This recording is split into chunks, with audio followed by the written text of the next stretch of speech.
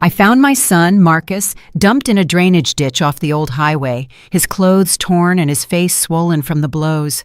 His split lips could barely move when I rushed over, frantic with worry. With the little strength he had left, he managed to whisper a few words that chilled my blood. "It was Skylar. It was Harry, Mama. He said my low-class blood was disgusting." His eyes closed, and for a moment, I truly thought I had lost him forever. That morning had begun like any other in my small, well-kept bungalow. The aroma of freshly brewed coffee mixed with the sound of birds nesting in the old pecan tree out back. I'm 65 years old, and since I lost my husband 10 years ago, my routine had become predictable but peaceful. I get up before dawn, bake sweet potato pie slices and biscuits to sell at the local farmer's market, and look after the hens my late husband left me as his only legacy. The rough texture of the dough between my fingers usually calmed me as I thought about Marcus, my only son. At 30 years old, he had managed to get a job in an office in the downtown financial district, something I never imagined for a man from our side of the tracks. He wore a suit every day, had his own car, and had married Skylar Sterling, a girl from a wealthy, established family who seemed to genuinely love him. The phone rang near noon. It was an unfamiliar voice telling me they had found a young man injured on the North County Road. When they mentioned his name, my hands started shaking uncontrollably. I raced over there, my heart pounding in my chest, unable to imagine what awaited me. Seeing my son in that state was like a punch to the soul. Blood had stained his white button-down shirt, the one he loved to wear to Sunday service. His cheeks were bruised and swollen, and he had cuts on his hands as if he had tried to defend himself. But what hurt most was the expression of profound humiliation in his eyes when he finally managed to open them. "It wasn't an accident, Mama," Marcus said, his voice broken, as I helped him sit up. "Harry sent his men. They pulled me out of my car and told me this was a warning." Tears streamed down his bruised cheeks, and I felt something break deep within my own chest. Harry Sterling, Skylar's father, was a mogul who controlled half the business in Clay County. He owned restaurants, a development company, and extensive plots in the commercial district. From the day of the wedding, he'd treated Marcus with contempt, as if he were something dirty that had tarnished the Sterling name. I drove Marcus home in silence, supporting him as he walked with difficulty. I put him to bed in his old room, the same one he slept in as a boy, and cleaned his wounds with warm water and antiseptic. His groans broke my heart, but I knew the deepest wounds weren't the ones I could see. "Mama, we can't do anything against him," Marcus murmured as I put a cold compress on his face. "He has the money, the power, the connections. If we go to the police, he'll say it was a regular mugging. Nobody will believe us." His resignation bothered me more than his injuries. That night, after Marcus finally fell asleep thanks to the painkillers, I sat in the kitchen, remembering the words of my own mother, Doris. She had passed when I was 40, but before she went, she taught me things I never thought I'd have to use. "The wealthy think folks like us don't keep records, that we're too busy surviving to remember secrets," Mama Doris used to say. "But we see everything. We hear everything, and when the moment's right, we use it."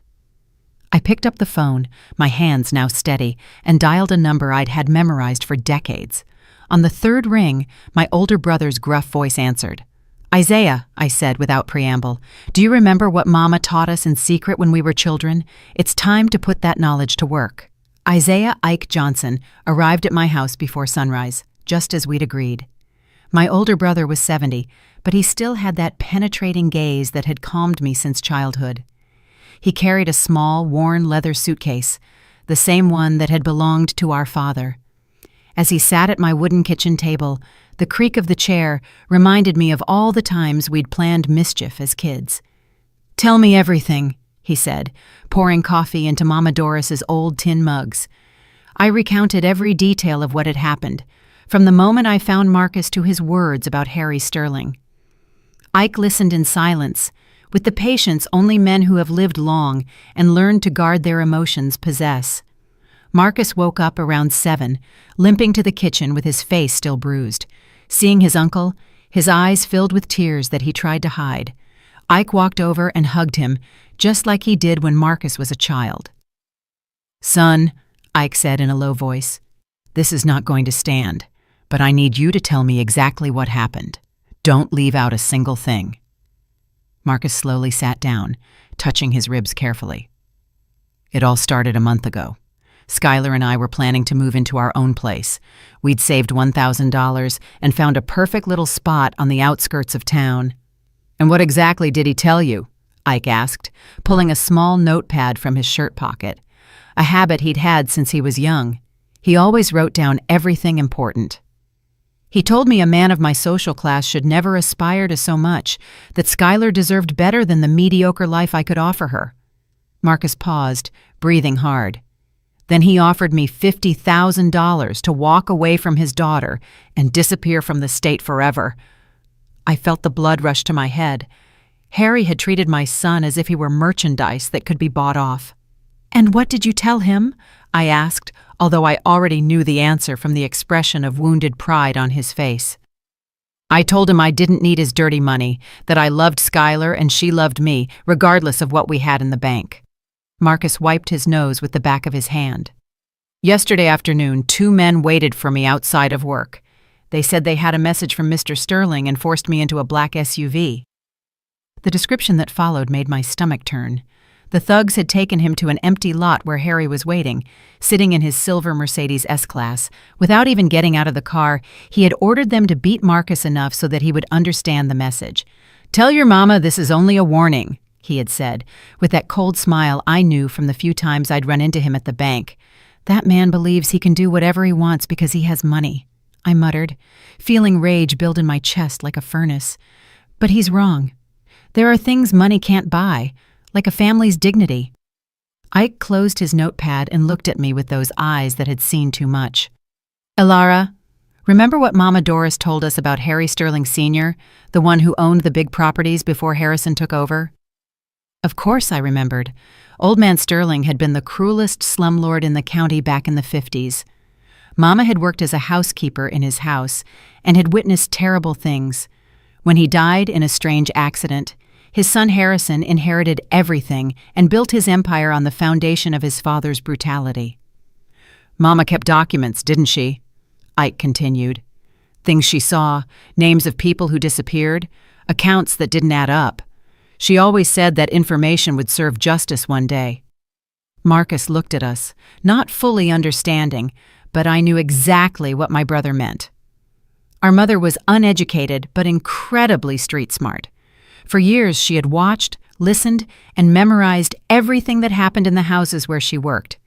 Before she passed, she had given me a metal box with photographs, letters, and documents she had managed to save. "The box is in the attic," I told Ike.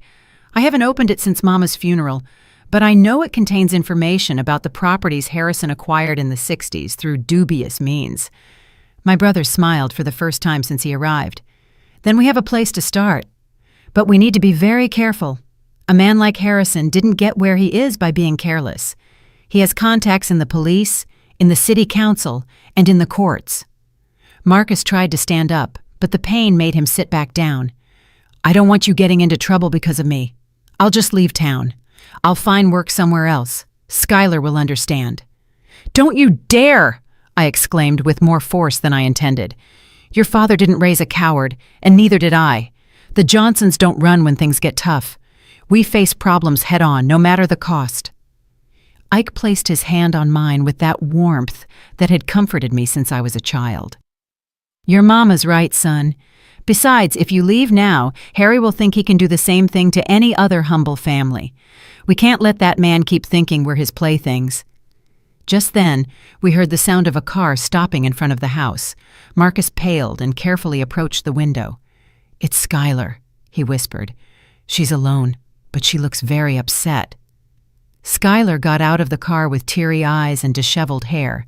She wore a coral-colored dress that usually made her look radiant, but right now, she seemed drained, as if the color had run from her face. Her hands trembled as she approached the door, and I could tell she had been crying for hours. "Marcus, please open up," she begged, tapping gently. Her voice sounded broken, desperate. "I know you're there. I need to explain what happened. I need you to know I didn't know anything." My son looked at me, uncertain. Part of him wanted to run to her, but the humiliation and physical pain kept him frozen in the chair. Ike approached the window and looked carefully out onto the street. "I don't see any other cars. Looks like she came alone," he murmured. I opened the door, and Skylar practically collapsed into my arms. Her sweet perfume contrasted sharply with the smell of dirt and sweat that still clung to Marcus's clothes. "Ms. Delara, I'm so sorry. My father is a monster. I didn't know what he was capable of." I led her to the living room, where Marcus was waiting with clenched fists. When Skylar saw his beaten face, she covered her mouth, stifling a gasp. "Oh my God, Marcus, what did he do to you?" She reached out to touch him, but he instinctively recoiled. "Your father had me beaten because he thinks my blood is too poor to mix with his," Marcus said bitterly. "He offered me $50,000 to disappear from your life. I guess that's what I'm worth to him." Skylar sat on the worn sofa, wiping her tears with a lace handkerchief. "Last night, I overheard Dad talking on the phone with someone. He said the problem had been resolved, that he no longer had to worry about that boy. When I asked him what he meant, he yelled at me to stay out of his business." "And what did you do?" Ike asked, studying her every expression. He had inherited our family's natural distrust of wealthy people. "I checked his phone while he was asleep," Skylar confessed, dropping her gaze. "I found messages with someone called the Grizz. He had paid him $2,000 for disciplining the boy. When I read that, I immediately knew it was about you, Marcus." Silence filled the room. I felt the rage grow in my chest like a fire consuming everything in its path. Harry hadn't just ordered my son beaten. He had documented his crime as if it were nothing more than a commercial transaction. "There's something else," Skylar continued, pulling an envelope from her purse. "A man arrived at the house very early this morning. He handed this to my father and left without saying a word. The envelope contained blurry photographs that showed Marcus being beaten by two men while Harry watched from his car." "It's blackmail," Ike murmured, examining the images. "Someone else was out there last night, someone who photographed everything and now wants to profit from the situation." Marcus took one of the photographs with trembling hands.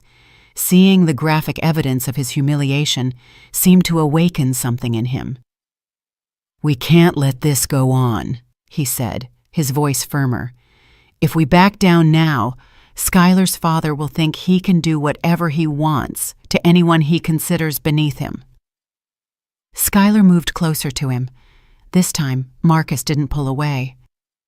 "I love you," she said, gently taking his hand.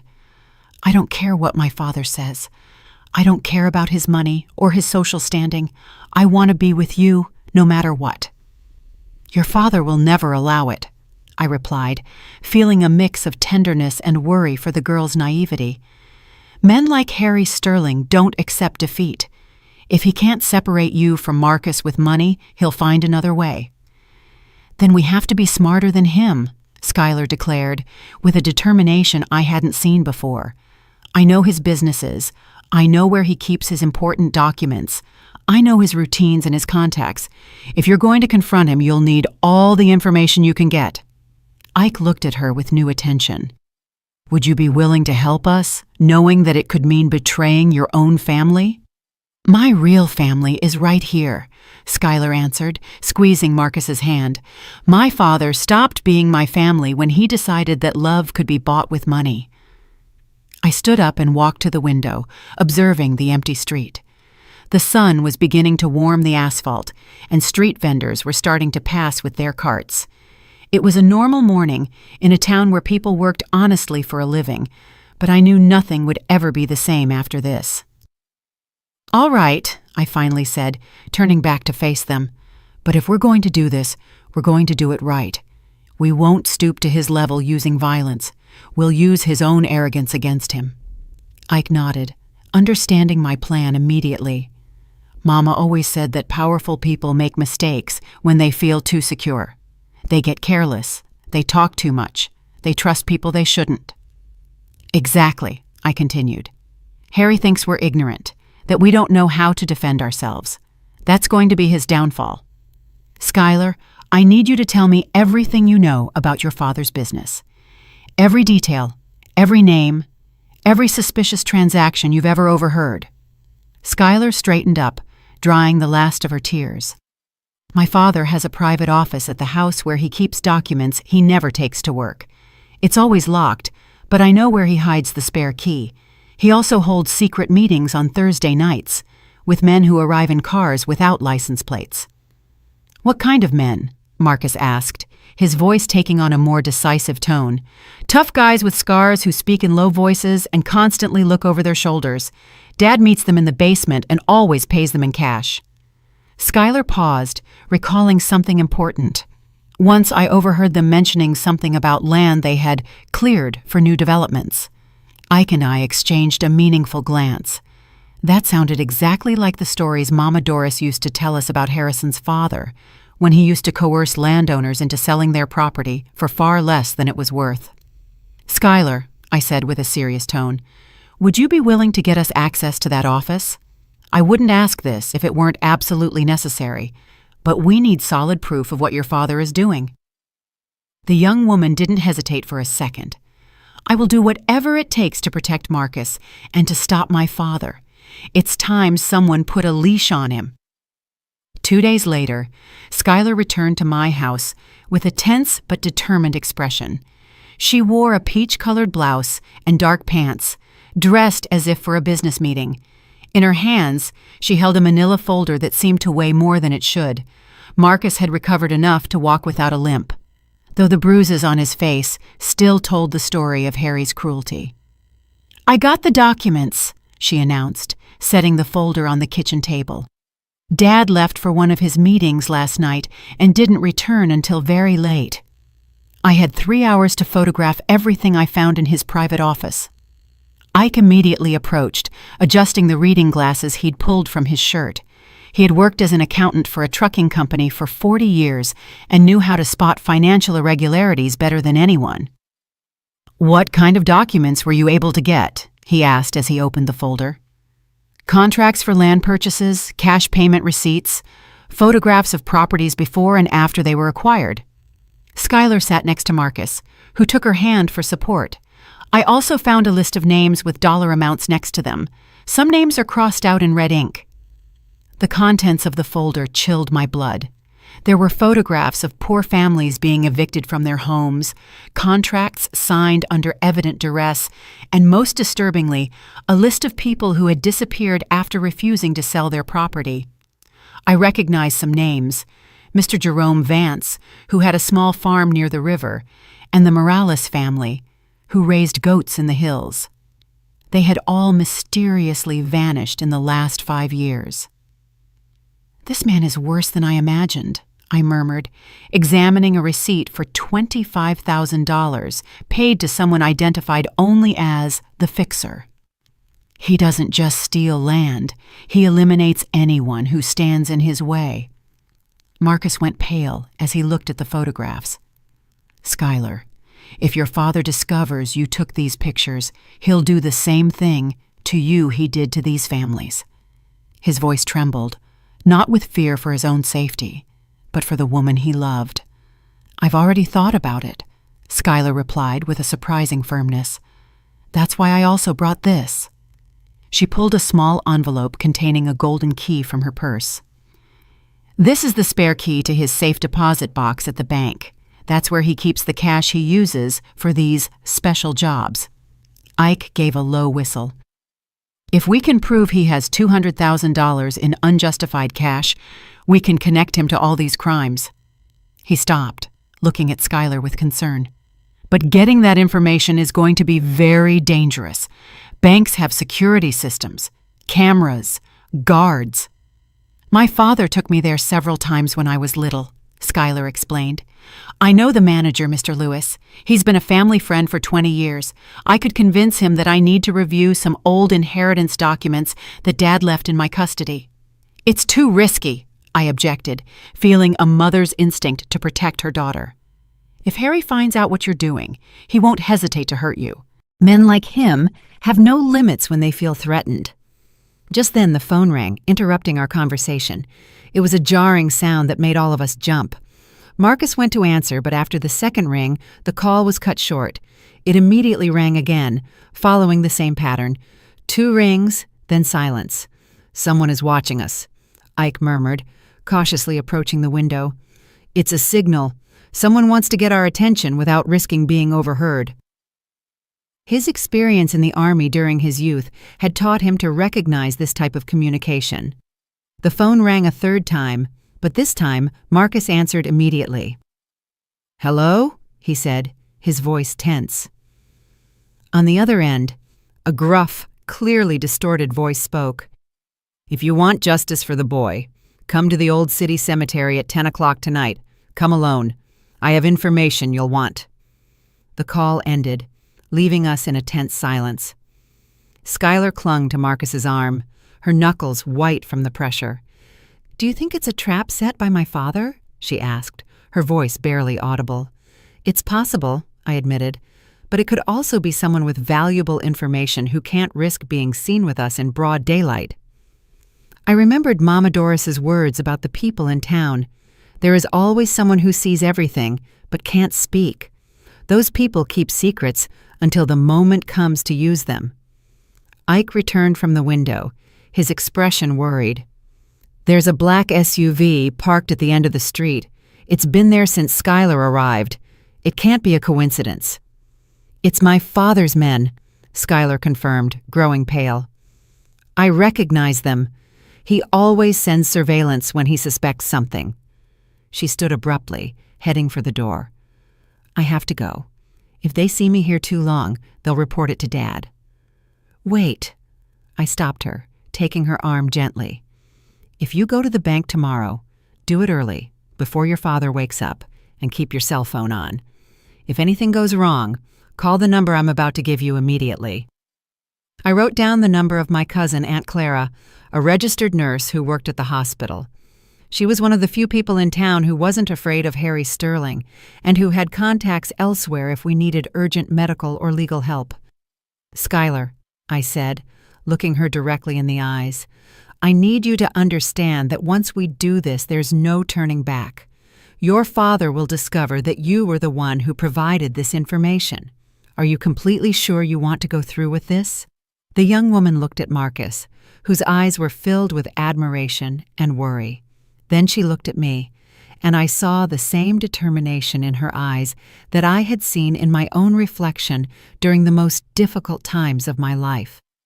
"Ms. Alara, my father destroyed my childhood with his cruelty and my youth with his obsessive control. I won't let him destroy my future with Marcus." She walked toward the door, but stopped before leaving. "Tonight, when you go to the cemetery, be very careful. My father has contacts all over the city. If someone recognizes or follows you, it could be a deadly trap." After Skylar left, the 3 of us remained in silence, each lost in our own thoughts. The weight of what we were about to face was becoming terribly real. It wasn't just the story of a mother protecting her son. It was the story of ordinary people confronting a corrupt system that had operated in the shadows for decades. "Mama," Marcus said finally, "do you think we're doing the right thing? Maybe we should take the money Harry offered and start a new life somewhere else." I looked at him with the same seriousness with which my mother had looked at me when she taught me the most important lessons of life.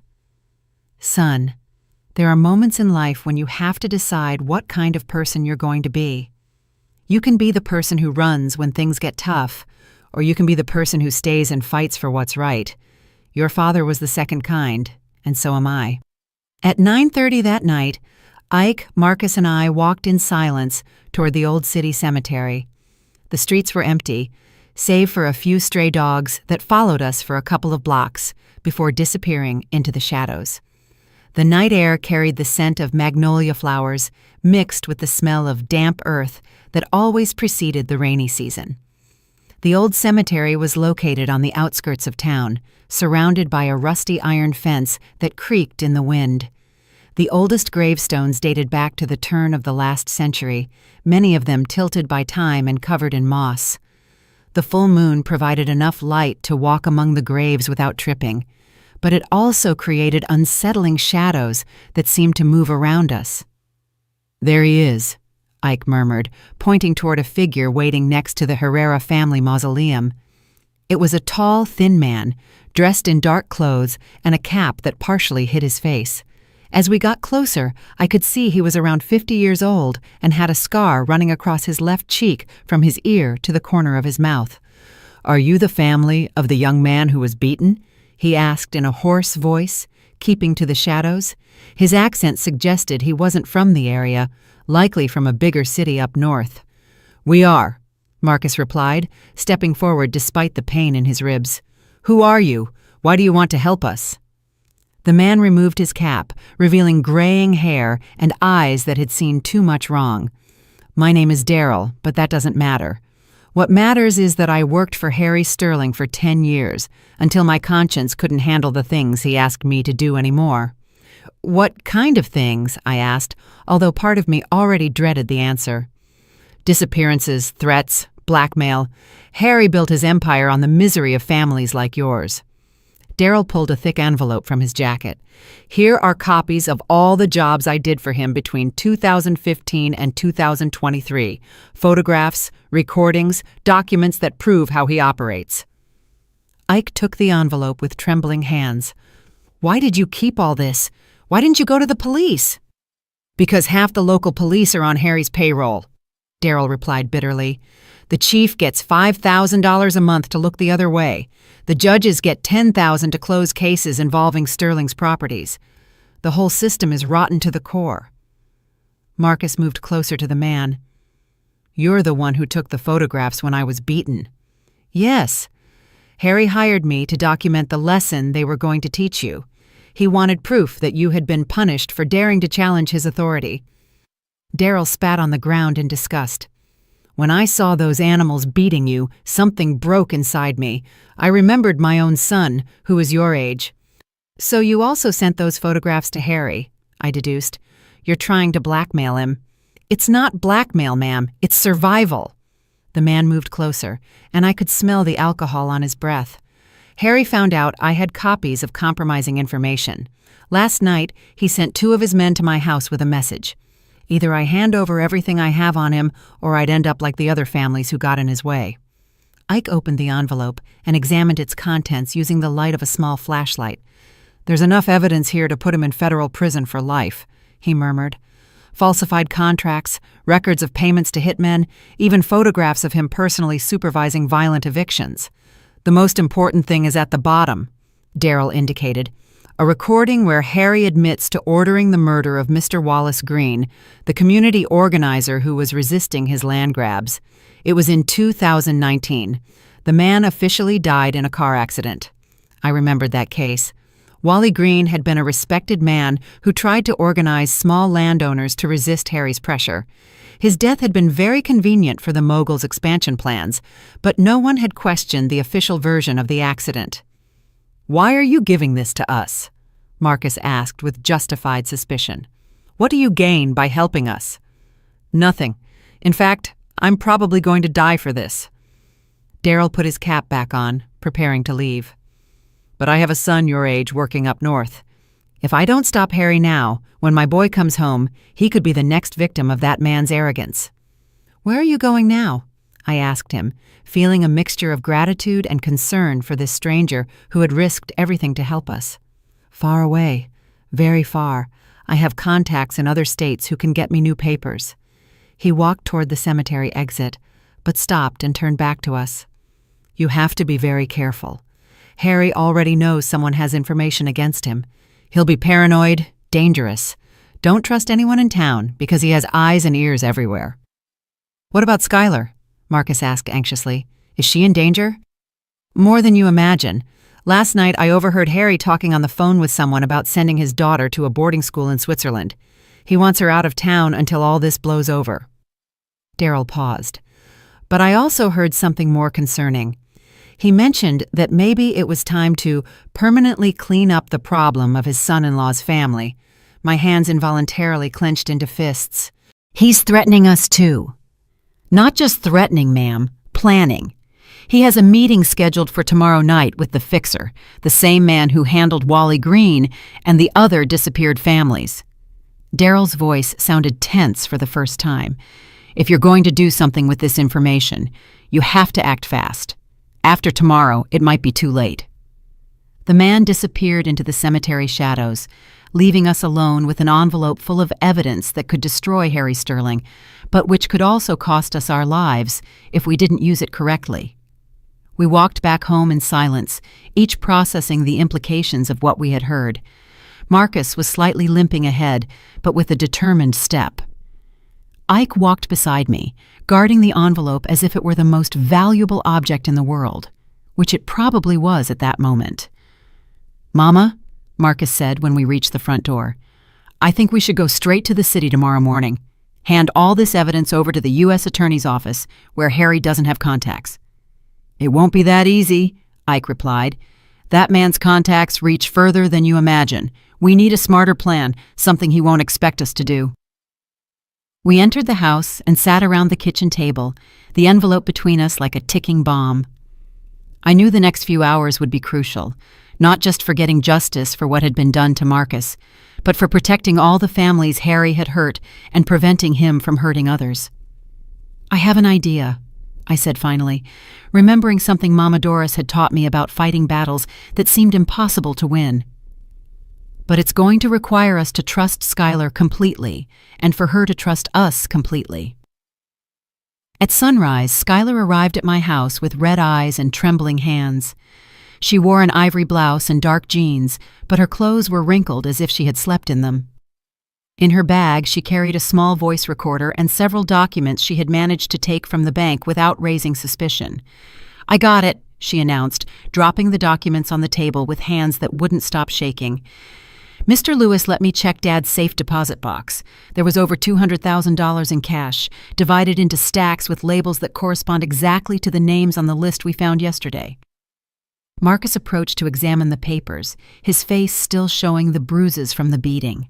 "Skylar, your father suspects something. He noticed you'd been in his office.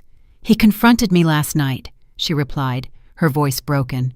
"He asked me directly if I had been snooping around his business. I lied. I told him I was just looking for Mom's documents that he had put away after she passed." She paused to dry her tears. "But I don't think he completely believed me. This morning I found 2 of his men searching my room." Ike looked up from the documents he was examining. "Did they find anything compromising?" "No, because I had hidden everything in my aunt's attic." Skylar sat next to Marcus, who immediately put his arm around her shoulders. "But Dad told me he had made a decision. I'm scheduled to fly to a boarding school in Switzerland this afternoon. He says I need to get away from town until certain problems are resolved." I felt the time running out. If Harry sent Skylar out of the country, we would lose our most valuable source of information, and the only person who could testify directly about her father's criminal activities. "You cannot get on that plane," I told her firmly. "Once you're in Europe, your father will have the time and freedom to eliminate all the evidence and get rid of any witness who could incriminate him, including us." "What can I do?" Skylar asked desperately. "If I refuse to travel, he'll definitely suspect I'm working with you. And if he suspects that, then we have to act today," I declared, feeling my resolve harden. "Ike, did you review all the information Daryl gave us last night?" My brother nodded, placing a small recorder and several chronologically organized documents on the table. "Here's Harry's confession admitting he ordered the murder of Wally Green. We also have photographs of him supervising violent evictions, copies of falsified contracts, and receipts of payments to hitmen totaling over $500,000 in the last 5 years." Marcus picked up one of the receipts, examining it carefully. "This is the receipt for the payment to the Grizz for beating me, $2,000 for what he called a disciplinary correction service." His voice was controlled, but I could see the contained rage in his eyes. "And this is the most important thing," Ike continued, showing an official document, a copy of Harry Sterling Sr.'s original will, which specified that all properties should be donated to charitable organizations after his death. Harrison falsified a second will to inherit everything. Schuyler leaned in to examine the document. "I recognize that handwriting. It's my grandfather's script, but it's definitely not his real signature. Dad used to practice imitating it when I was little. I thought it was just a game, but now I understand he was preparing to forge legal documents." The phone rang, interrupting our conversation. It was the same pattern as the night before, 2 rings and silence. This time, however, when Marcus answered, it was Daryl's voice, but it sounded much more urgent than before. "You have to move right now," he said without preamble. "Harry sped up his plans. The meeting with the fixer was moved up to 3 o'clock this afternoon. They're going to eliminate the whole family and make it look like a car accident on the mountain highway." "How do you know that?" Marcus asked, paling. "Because the fixer is my younger brother, Trey," Daryl confessed, his voice broken. "He called me this morning to warn me to get out of town immediately. Harry offered him $50,000 to eliminate the Johnson family problem without raising suspicion." Silence filled the room. We knew Harry would eventually resort to violence, but hearing that he had already put a price on our heads made everything terrifyingly real. "Daryl," I said, taking the phone, "will your brother accept the job?" "I told him yes to buy time, but he's actually willing to testify against Harry if you can guarantee protection for him and his family. He has recordings of other conversations where Harry plans more murders." "Where can we meet him?" "At St. Michael's Church in 1 hour. Come through the back entrance, the one that leads to the garden, and bring all the evidence you have. My brother knows an investigative reporter who can make all this public before Harry has time to react." The call was cut short, leaving us with a mix of hope and terror. We finally had the chance to publicly expose Harry's crimes, but we also knew he wouldn't hesitate to kill us if he discovered our plan before we could execute it. "Schuyler," I told her, "I need you to call your father and tell him you accept the trip to Switzerland, but you need a few more hours to pack and say goodbye to some friends. That will give us time to get to the church and organize everything with Daryl's brother." "And then?" she asked. "Once the story is published, Dad will immediately know I helped you. He'll want to kill me too." "That's why we're going to make sure that by the time the story is published, he's already in police custody," I replied. "Ike, call your contact at the U.S. Attorney's Office. Tell him we have evidence of multiple homicides and that we need immediate protection for witnesses." My brother nodded, heading for the phone. "And if Harry's contacts in the federal government are more extensive than we think?" "Then we'll take the risk," I declared, "because the alternative is to wait for the fixer to find us this afternoon and finish the job he was hired for." Marcus stood up, moving with determination, despite the lingering pain in his ribs. "Mama, I want you to know that I'm proud of you. Dad would be proud too. Not many women your age would have the courage to stand up to a man like Harry Sterling. Your father taught me that there are moments in life when you have no choice but to fight," I replied, remembering the words my husband had told me during the hardest times of our marriage. When someone threatens your family, when someone tries to take your dignity, there is no room for fear, only room for action. Schuyler approached and hugged me tightly. "Ms. Ilara, no matter what happens today, I want you to know that you have shown me what a real family means. My father gave me money and education, but you have given me something much more valuable, the example of what it means to fight for the people you love."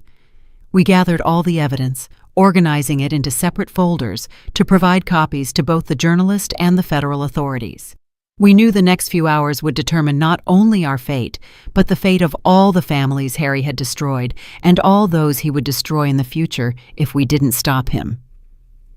As we left the house, I looked back one last time. I didn't know if we would ever return, but I knew that no matter what happened, we had made the right decision.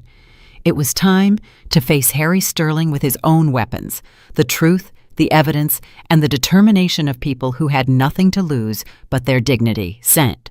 Michael's Church stood silently under the midday sun. Its cracked walls and tilted bell tower told stories of a century of prayers and secrets.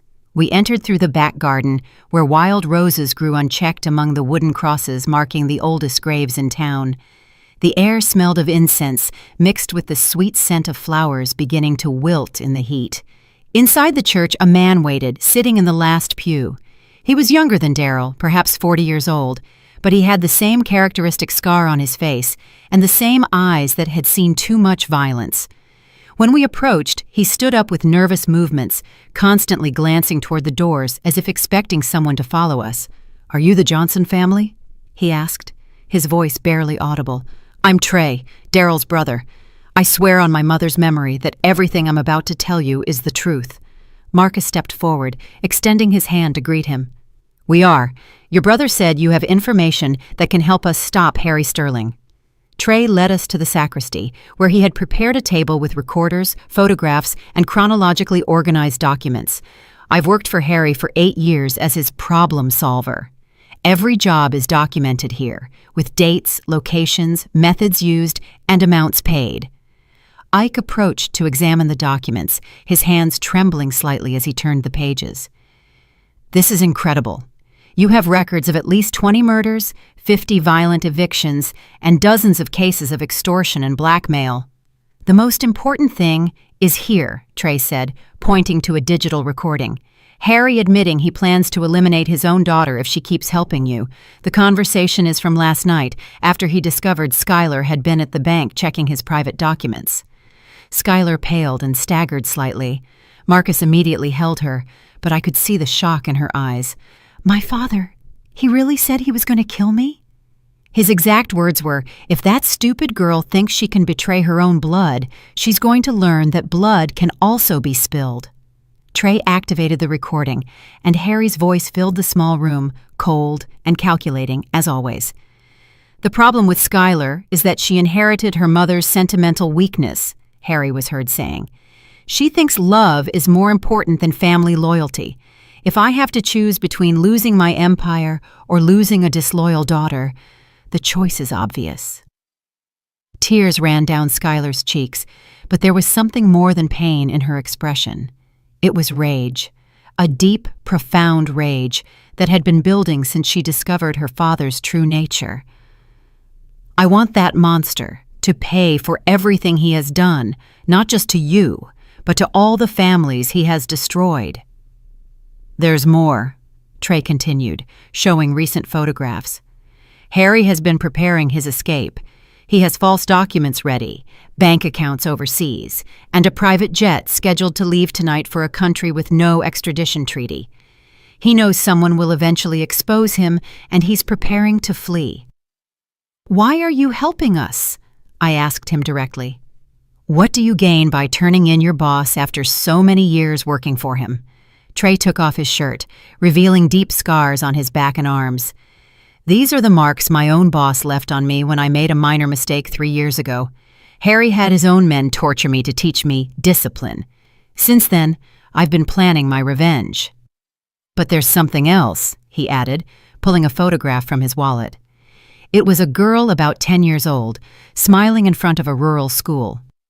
"My daughter lives with her mother in a nearby town. Harry found out where she is and threatened to harm her if I didn't eliminate your family today. I can't let him use my little girl to force me to kill innocent people." The puzzle was starting to come together. Trey didn't just want personal revenge, he was trying to protect his own daughter from becoming another victim of Harry's blackmail. He was a desperate man trying to break the cycle of violence that had trapped him for years. "I have a plan," I announced, unfolding a map of the town on the table. "The investigative reporter will be here in 2 hours. We need to keep you safe until then, and we also need to make sure Harry can't escape before the story breaks." "How are we going to stop him?" Marcus asked. "That man has bodyguards, weapons, and contacts everywhere. We can't confront him directly." "We're not going to confront him directly," Trey replied with a chilling smile. "We're going to use his own paranoia against him.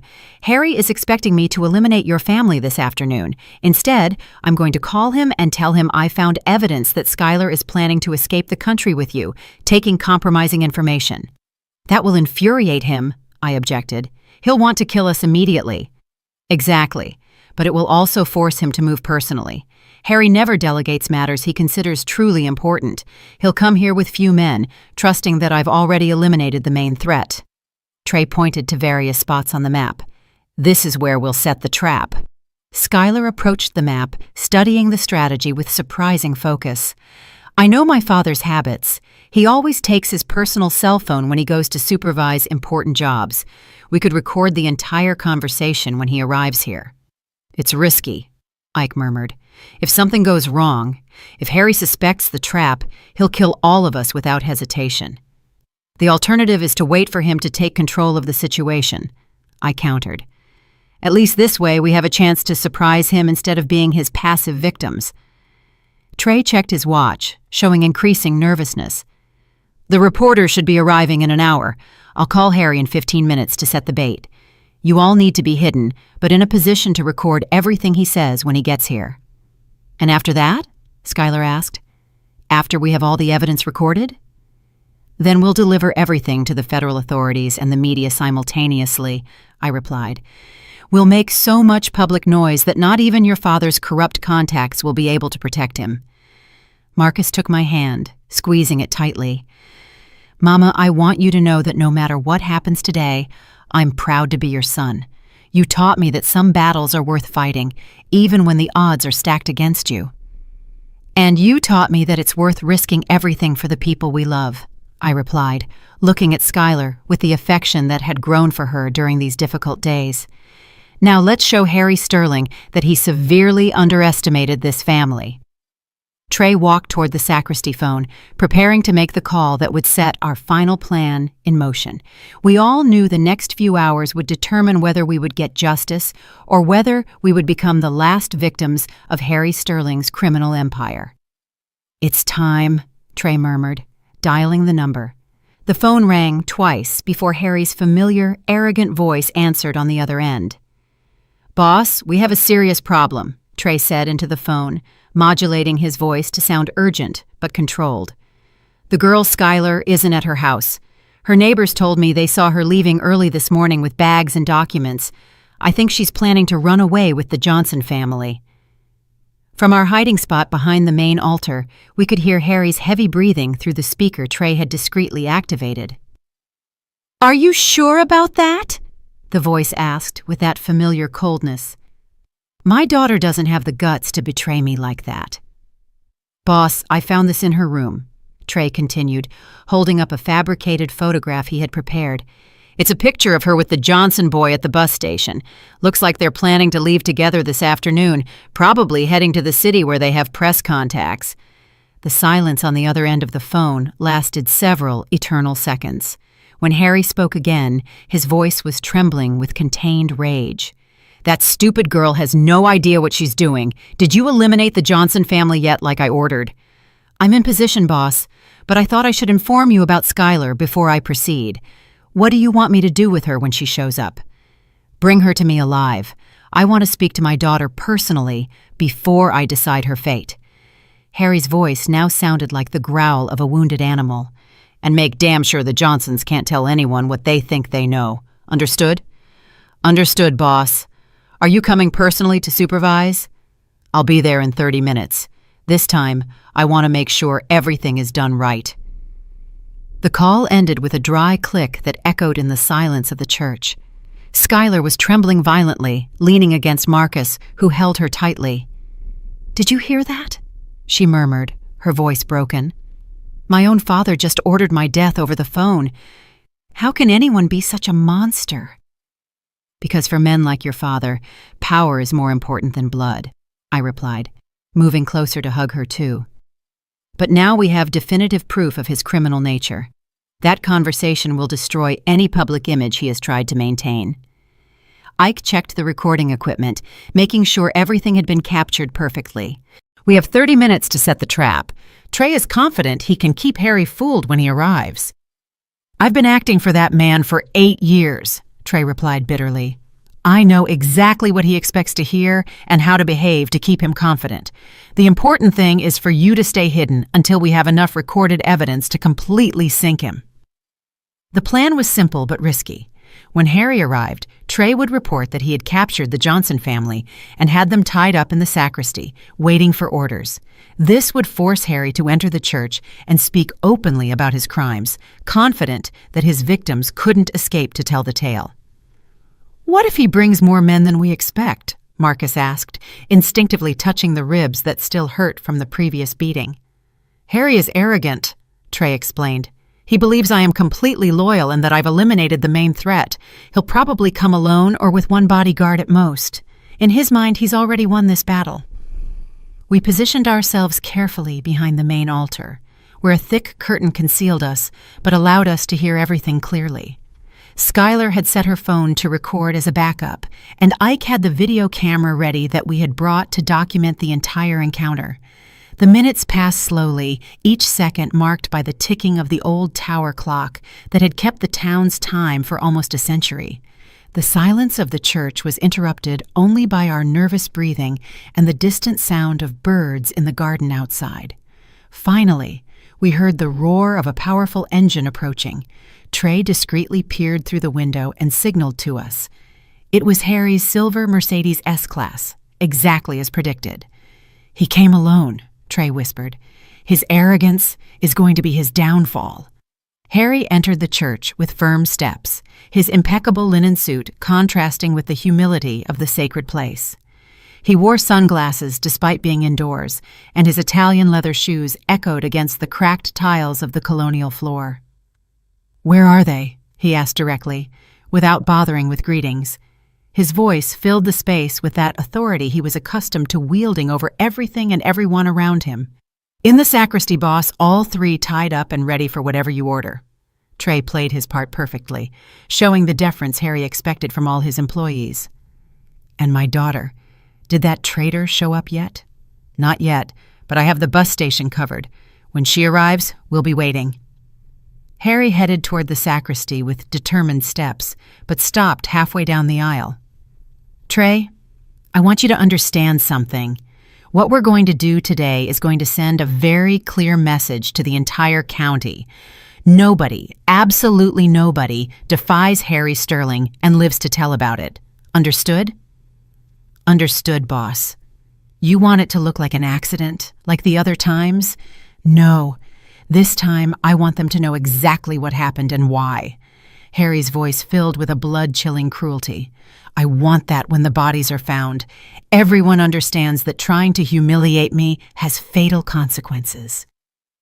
Skylar covered her mouth to stifle a sob, but Marcus calmed her with gentle strokes of her hair. Ike continued recording everything, documenting every word that came out of Harry's mouth as irrefutable evidence of his murderous intentions. "Furthermore," Harry continued, moving closer to the sacristy, "when Skylar shows up, I want you to bring her straight here. She's going to see exactly what happens to people who betray their own family. After that, she's taking the first flight to Europe and staying there until she learns to be an obedient daughter.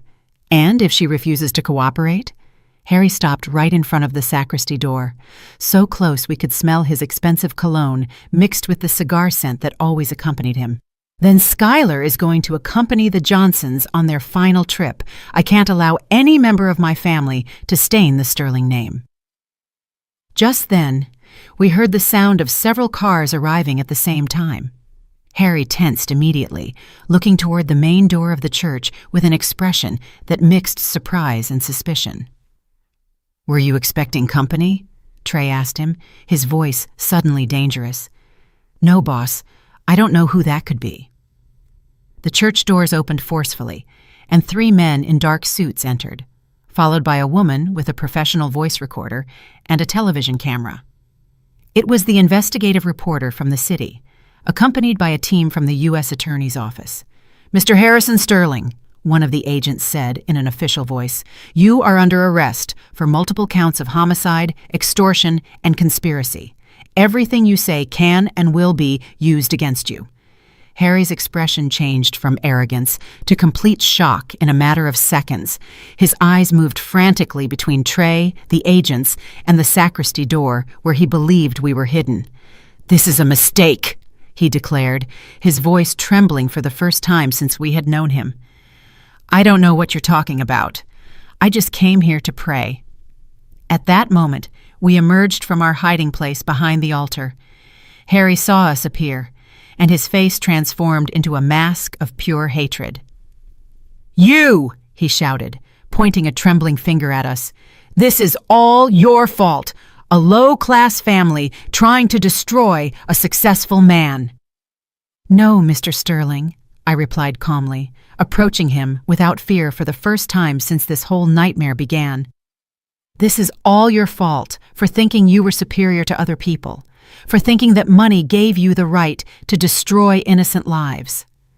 The federal agents handcuffed Harry while he shouted accusations and threats that no longer held any power over us. The investigative reporter recorded every word, documenting the final collapse of a man who had built his empire on fear and violence. His impeccable suit looked ridiculous now, the metal cuffs contrasting with his image as a respectable businessman. "This is not going to stand," he bellowed as the agents escorted him toward the exit. "I have contacts who are going to make all of you pay for this. Nobody humiliates me and lives to tell about it." Skylar approached her father with firm steps, drying the last tears she would ever shed for him. "Dad, for 20 years I waited for you to love me like a daughter. Today I understood that you're incapable of loving anyone more than yourself. I hope the rest of your life in prison gives you time to reflect on all the families you destroyed." Harry looked at her with a mixture of contempt and something that might have been pain, but was probably just rage at being betrayed by his own blood. "Skylar, you are a sentimental fool, just like your mother. When I get out of this, and I will get out, you're going to regret choosing that trash over your own family." "My real family is right here," she replied, taking Marcus's hand and moving closer to me. "These people taught me what unconditional love means, something you could never give me despite all your money and power." The agents took Harry away for good, but before they left, the one who seemed to be in charge approached us. "Ms. Johnson, we need your entire family to come with us to give formal testimony. We also need to put you under temporary protection until we can arrest all of Sterling's associates." "How long will that last?" Marcus asked, worried about our safety and Skylar's. "Based on the evidence you provided, probably a few weeks. Sterling had an extensive network of corrupt contacts, but with all the documentation you gathered, we can clean up the entire local system." The agent handed us cards with contact numbers. "By the way, I want to congratulate you. Not many families would have the courage to stand up to someone like Harry Sterling." Trey approached before leaving, carrying a small bag that contained all the additional evidence he had collected during his years working for Harry. "Ms. O'Lara, I want to ask for your forgiveness for all the terrible things I did working for that man. I know I can't undo the damage, but I hope my testimony helps bring justice for all his victims." "Trey," I said, placing a hand on his shoulder, "we all deserve a second chance. The important thing is that you made the right decision in the end. That says a lot about the man you really are." Ike hugged his younger brother for the first time in years. "Brother, Mama Doris always said the truth has its own time to come to light. Today, her words came true." We left the church under the afternoon sun, breathing free air for the first time in weeks. The town streets looked different now, as if the weight of oppression had been lifted from all the corners where Harry had extended his influence. Neighbors began to come out of their houses, whispering the news of the capture of the man who had controlled their lives for so long. 3 months later, I returned to my routine of baking biscuits in the mornings, but now my kitchen was full of laughter. Marcus and Skylar had gotten married in a simple ceremony in the garden, surrounded by all the extended family and neighbors who had found the courage to testify against Harry's crimes once they knew it was safe to do so. "Grandma Elara!" little Maya, my neighbor's granddaughter, shouted. She was an 8-year-old girl with bright eyes that reminded me of my own Marcus when he was small. "Is it true that you beat the bad man who scared the whole town?"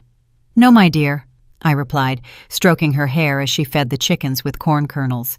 "We didn't beat anyone.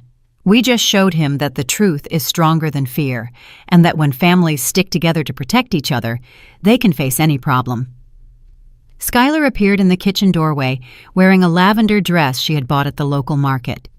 She had sold all her expensive jewelry and designer clothes, using the money to help the families her father had harmed. "Mother," she said, using the affectionate term I love to hear, "Marcus is ready to go to the courthouse. They're reading the final sentence today." The trial had lasted 2.5 months. Harry was sentenced to life in federal prison for multiple homicides, plus 30 additional years for extortion, illegal land appropriation, and conspiracy. His properties were confiscated and sold, with the money distributed among the victims of his crimes. The system of corruption he had built crumbled like a house of cards once the light of truth illuminated it completely. "How do you feel?" the investigative reporter who had helped us asked when we met outside the courthouse after hearing the sentence. "Do you feel vindicated for everything your family suffered?" "It's not about vengeance," I replied, looking up at the blue sky, where the clouds moved slowly, pushed by the wind. "It's about justice. It's about proving that in this country, no matter how much money you have or how much power you think you have, no one is above the law." Marcus put his arm around my shoulders as we walked back to the car. "Mama, do you think Dad would be proud of what we did?" "Your father always told me that the Johnsons aren't a family that gives up easily," I replied, feeling my late husband's warm presence in the wind that moved the tree leaves. "I think he would be very proud to see how his son became a brave man and how his daughter-in-law became part of our family the right way." Skylar approached from the other side, taking my free arm. "Ms. Alara, there's something I want to tell you. Marcus and I are expecting a baby. It's due in March, and we want to name him after your husband if it's a boy, or after your mother if it's a girl." I felt tears of happiness streaming down my wrinkled cheeks. After all the years of pain and loss, after all the battles I'd had to fight, I was finally seeing the dawn of a new generation that would grow up in a town free of the fear that had dominated it for so long. "You're going to be wonderful parents," I told them, already imagining that baby running in my garden, feeding the hens, listening to the family stories I would tell him or her so they would never forget where they came from and why it was important to always defend the truth. That night, sitting in my rocking chair on the front porch, I watched the stars shining clearer than ever in the town sky. Ike had stayed for dinner, and his laughter mixed with Marcus and Skylar's from the kitchen, where they were doing the dishes and planning the future. The phone rang once, but this time it wasn't a threat or a warning. It was my cousin, Aunt Clara, calling to tell me they had opened a new community health clinic downtown, funded with part of the money recovered from Harry's assets. Medical services, that had been a privilege for the wealthy for decades, were now available to all working families. "Alara," Clara said excitedly, "they're going to need nurses and administrators for the new clinic. Do you think Marcus and Skylar would be interested in working there? It would be perfect for a young family just starting out." I hung up the phone feeling the circle was complete. Justice had not only punished the guilty, but it had opened new opportunities for honest families to thrive in an environment free of corruption and fear. As I prepared for bed, I remembered the words my mother had told me decades ago. "Alara, there are moments in life when you have to choose between being a victim or being a fighter. The difference isn't in the strength of your arms, but in the strength of your heart."